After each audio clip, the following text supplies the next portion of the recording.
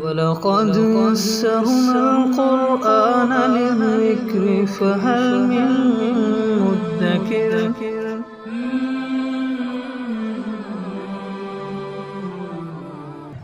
سورہ بلد اعوذ باللہ من الشیطان الرجیم بسم اللہ الرحمن الرحیم لا اقسم بہذا البلد، میں قسم کھاتا ہوں اس شہر کی،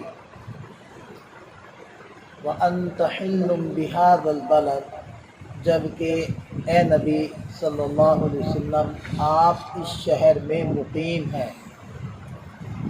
اس شہر سے مراد شہر مکہ، اور اللہ تعالیٰ نے اس شہر کو ایک تقدس، ایک عظمت عطا فرمائی، اور جب نبی پاک صلی اللہ علیہ وسلم کی تشریف آوری کے لیے اللہ تعالیٰ نے اس شہر کا انتخاب کر لیا، تو اس شہر کی عظمت اور حرمت اور تقدس میں اور زیادہ اضافہ ہو۔ ووالد وما ولد، اور میں قسم کھاتا ہوں والد کی اور اس کی اولاد کی۔ والد سے مراد حضرت آدم علیہ السلام، اور اولاد سے مراد ان کی ساری اولاد۔ اب یہ قسمیں کھا کر اللہ تعالیٰ نے ارشاد فرمایا لقد خلقنا الانسان فی کبد، یقیناً انسان مشقت میں، تکلیف میں پیدا کیا گیا ہے۔ یعنی دنیا کے اندر کوئی بھی انسان ہے، چاہے وہ مالدار کیوں نہیں ہے، چاہے وہ بادشاہ کیوں نہیں ہے، تو وہ ایک مشقت کے اندر وقت گزار رہا ہے۔ بادشاہ بھی ویسے تو نہیں بن گیا، وزیر اعظم بننے کے لیے کتنے پاپڑ بیلنے پڑے، مال و دولت اکٹھا کرنے کے لیے، کمانے کے لیے کتنی مشقتیں اٹھانی پڑی۔ پھر ہر انسان کی مشقت مختلف ہے، کوئی جسمانی مشقت کر رہا ہے، وہ بیچارہ سارا دن اینٹیں اٹھاتا ہے، گٹو اٹھاتا ہے، اور کوئی ذہنی مشقت اٹھا رہا ہے پڑھانے کی یا کچھ سوچنے کی۔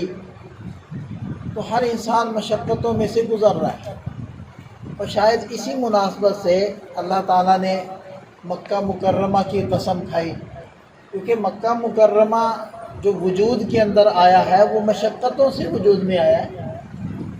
حضرت اسماعیل علیہ السلام اور ان کی والدہ مائدہ کو ایسی جگہ لے جا کر چھوڑ دیا گیا جہاں نہ آبادی تھی، جہاں نہ پانی تھا، جہاں نہ کھانے کے لیے کچھ تھا۔ تو دیکھیں اس شہر کی بنیاد کیا ہے۔ اچھا، آج بھی اگر آپ اس شہر کے تقدس سے فائدہ اٹھانا چاہیں، حج کے لیے جائیں، عمرہ کے لیے جائیں، تو کیا اٹھانی پڑتی ہے؟ مشقت اٹھانی پڑتی۔ پھر نبی پاک صلی اللہ علیہ وسلم جب مکہ مکرمہ میں تھے اور حضرات صحابہ کرام، تو ان حضرات پر مشقتوں کا کیا عالم تھا، کتنی تکلیفیں ان کے اوپر سے گزر رہی تھی۔ تو یہ بھی مناسبت ہے ایک ان حضرات کی یہاں تذکرہ کرنے کا، یا آپ صلی اللہ علیہ وسلم کے مکہ مکرمہ میں رہنے کا، اس کی قسم اٹھانے کا۔ پھر دیکھیں کہ بوالد وما ولد، باپ بننا اور پھر باپ بن کر دکھانا، پھر اولاد کی مسائل کو فیس کرنا اور ان کی ساری ضرورتوں کا انتظام کرنا کوئی آسان کام ہے؟ یہ بھی تو کتنا پرمشقت کام ہے۔ تو انسان تکلیف میں ہے۔ دری دنیا کسے بے غم نہ باشد، اگر باشد بنی آدم نہ باشد، اس دنیا کے اندر کوئی انسان بے غم نہیں ہے، اگر ہے تو پھر وہ بنی آدم نہیں ہے۔ بنی آدم ہو اور بے غم ہو، ایسے نہیں ہو سکتا۔ اَيَحْسَبُ الْإِنسَانُ أَن لَّن يَقْدِرَ عَلَيْهِ أَحَدٌ، کیا انسان یہ گمان کرتا ہے کہ کوئی بھی اس کے اوپر قادر نہیں، وہ کسی کی پکڑ میں نہیں؟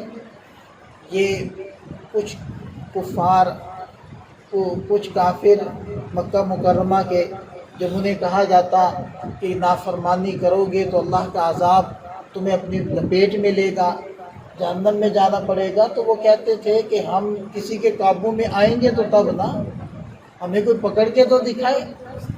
انہیں اپنی جسمانی طاقت پر بھی بڑا ناز تھا۔ یقول اہلکت مالا لبدا، اور انسان یہ کہتا ہے کہ میں نے بڑا مال خرچ کیا۔ بعض دفعہ انسان شیخیاں مارتا ہے کہ جی میں نے یہ کیا، میں نے وہ کیا۔ خاص طور پر جب ابو جہل سے کہا گیا کہ تم کیا کہتے ہو حضرت محمد صلی اللہ علیہ وسلم کیا یہ سچ نہیں بول رہے؟ تو وہ کہنے لگا کہ نہیں، میں تو یہ نہیں کہتا ہوں کہ وہ سچ نہیں بول رہے، وہ سچ بول رہے ہیں۔ تو پھر ایمان کیوں نہیں لاتے ہو؟ دیکھیں، جب آپ صلی اللہ علیہ وسلم کے خاندان والے قریش، انہوں نے جہاں بھی جو بھی کیا، ہم نے ان کے کندھے سے کندھا ملایا، انہوں نے حجاج کرام پر خرچ کیا تو ہمیں انہوں نے پیچھے نہیں پایا، انہوں نے بیت اللہ کی خدمتیں کی تو ہم کسی سے پیچھے نہیں رہے، تو ہم کسی کے خاندان سے دبے نہیں ہیں۔ آج انہوں نے ایسا دعویٰ کر دیا ہے کہ اگر ہم اس کو مانیں تو ہمیشہ کے لیے ہم غلام ہیں اور ہم مقتدی ہیں، اور یہ مقتدا ہے، یہ امام ہے۔ تو ہم اس دعوے کو کیسے مان لیں اور ان کے ہاتھ پر کیسے بیعت کریں، ان پر کیسے ایمان لیں؟ تو گویا کہ وہی خاندانی ایک جو سر اوپر اٹھانا یا خاندانی عصبیت کہہ لیں کہ اس کی وجہ سے وہ ایمان نہیں لائے، ورنہ نبی پاک صلی اللہ علیہ وسلم کی اخلاقیات کا رعب تو اتنا تھا کہ مخالفت کے باوجود بھی کوئی الزام نہیں لگا سکتے تھے اس طرح کا کہ آپ علیہ السلام نے کبھی جھوٹ بولا ہو یا کبھی اس قسم کی کوئی نازیبہ حرکت کی ہو۔ تو بعض دفعہ انسان اپنے جتلا رہا ہوتا ہے کہ میں نے یہ خرچ کیا، وہ خرچ کیا، تو اللہ تعالیٰ نے ارشاد فرمایا اَيَحْسَبُ أَن لَّمْ يَرَهُ أَحَدٌ، کیا وہ یہ گمان کرتا ہے کہ اسے کسی نے نہیں دیکھا؟ جس اللہ کے لیے خرچ کیا ہے کیا وہ دیکھ نہیں رہا؟ اگر یہ یقین ہے اور اسی کے لیے خرچ کیا ہے تو پھر جتلانے کا مقصد ہی ختم ہو گیا۔ اب دیکھیں حدیث پاک میں کیا آتا ہے کہ 3 لوگ ایسے ہوں گے کہ جن کی طرف نہ اللہ تعالیٰ نگاہ رحمت فرمائیں گے، نہ ان کو گناہوں سے پاک اور صاف کریں گے، اور نہ ان سے کلام کریں گے، اور ان کے اوپر اللہ کا غضب ہوگا۔ ان 3 میں سے ایک کون ہوگا؟ المنان، احسان کر کے جتلانے والا، کہ تم نے احسان کیا، کس کے لیے کیا تھا؟ اگر اللہ کے لیے کیا تھا اس نے دیکھ لیا، اس کے ہاں اجر محفوظ ہو گیا۔ یہ احسان جتلا کر اپنی نیکی کو برباد کرنے کے مترادف ہے۔ پھر اللہ تعالیٰ نے انسان کو جو نعمتیں دی ہیں ان کی طرف اشارہ کیا، الم نجعل لہ عینین، کیا ہم نے انسان کو دو آنکھیں نہیں دی، ولسان و شفتین، اور زبان اور 2 ہونٹ نہیں دیے، وہدیناہ النجدین، اور ہم نے اس کو 2 راستے دکھائے، اچھا بھی راستہ دکھایا، برا بھی دکھایا، اور یہ بھی بتلا دیا کہ ہم راضی اور خوش کس راستے پر چلنے سے ہوں گے اور ناراض کس راستے پر چلنے سے ہوں گے۔ فلاقتحم العقبہ، پھر اس نے گھاٹی کو عبور نہ کیا۔ گھاٹی کہتے ہیں 2 پہاڑوں کے درمیان کے راستے، یہ عام طور پر اس وقت اختیار کیا جاتا تھا کہ جب دشمن کا خوف ہوتا تو پہاڑوں کے بیچ کے راستے کو لے لیا جاتا تاکہ دائیں جانب سے بھی دشمن سے محفوظ ہے، بائیں جانب سے بھی دشمن سے محفوظ ہے۔ تو جو درست راستہ ہے اطاعت والا، اس کو عقبہ سے تعبیر کیا جا رہا ہے اس صورت میں، کہ وہ ہر قسم کی آفات سے اور اللہ کی عذاب سے محفوظ ہے وہ راستہ۔ تو فرمایا کہ اس نے عقبہ یعنی گھاٹی والے راستے کو عبور نہ کیا۔ وما ادراک ما العقبہ، اور تمہیں کیا پتا وہ گھاٹی والا راستہ کیا ہے؟ فک رقبہ، غلام کی گردن کو آزاد کرنا، یعنی جو بیچارہ قسم پرسی میں ہے اس کی دستگیری کرنا، اس کی مدد اور تعاون اس کے ساتھ کرنا، یہ ہے درست راستہ، اور یہ ہے عقبہ، یہ محفوظ راستہ۔ اور او اطعام فی یوم ذی مسغبہ، بھوک والے دن بھوک والے دن بھوکے کو کھانا کھلانا، یتیماً ذا مقربہ اپنے قریبی رشتہ دار یتیم کی خبرگیری کرنا، اور مسکیناً ذا متربہ مٹی میں رلنے والے مسکین کی خبرگیری کرنا، یہ ہے عقبہ، یہ ہے محفوظ راستہ۔ اور ظاہری بات ہے ایمان لانے کے بعد، ایمان شرط ہے ہر عمل کے، آخرت کا عمل بننے کے لیے ایمان شرط ہے۔ ایمان کے بغیر آپ کی کوئی بھی نیکی وہ نیکی نہیں بنے گی۔ ثم کان من الذین آمنوا، پھر یہ انسان ان لوگوں میں سے نہ ہوا جو ایمان لائے، وتواصوا بالصبر، اور صبر کی ایک دوسرے کو تلقین کی، وتواصوا بالمرحمہ، اور رحم کرنے کی ایک دوسرے کو تاکید کی۔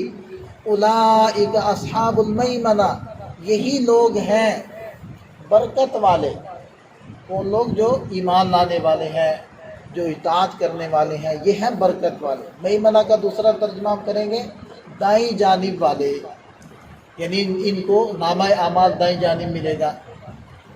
والذین کفروا بآیاتنا، جن لوگوں نے ہماری آیات کا انکار کیا، ہم اصحاب المشأمہ، یہ ہیں نحوست والے، یا دوسرا ترجمہ کریں گے بائیں جانب والے، یعنی جن کا اعمال نامہ بائیں ہاتھ میں ملے گا۔